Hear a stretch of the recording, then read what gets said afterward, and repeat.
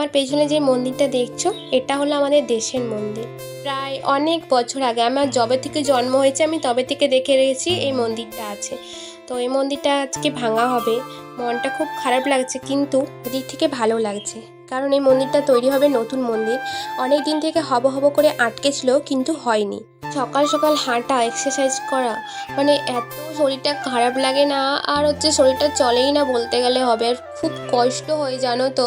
তারপরে আমি গরম জলটা করে খেয়ে নিয়ে চলে গেছিলাম পড়াতে, যেহেতু সেদিন স্কুল ছুটি ছিল। আরও 3 দিন স্কুল ছুটি, শুক্র শনি রবি, সেজন্য বাড়িতে এসে দেখি মন্দির ভাঙার কাজ চলছে, মানে হবে আর কি। এই জন্য সবাই দাঁড়িয়ে আছে, পাড়ার কাকু জেঠুরা, তো মন্দিরটা ভাঙবে। ভালোই হলো, মন্দিরটা অনেকদিন ধরে হবে হবে নতুন মন্দিরটা শুরু হবে, ভালো লাগছে খুব। হলো মনটা খারাপ লাগছে কেন জানো?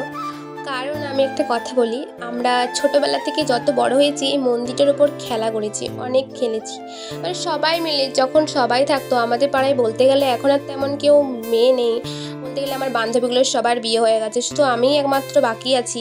মানে আমাদের পাড়ায় মেয়ে নেই বলতে গেলে, সবাই বাচ্চা বাচ্চা। আর আমি কি করবো বলো, আমারও তো একটু মন যায় ঘুরতে, কিন্তু ঘোরার লোক থাকে না।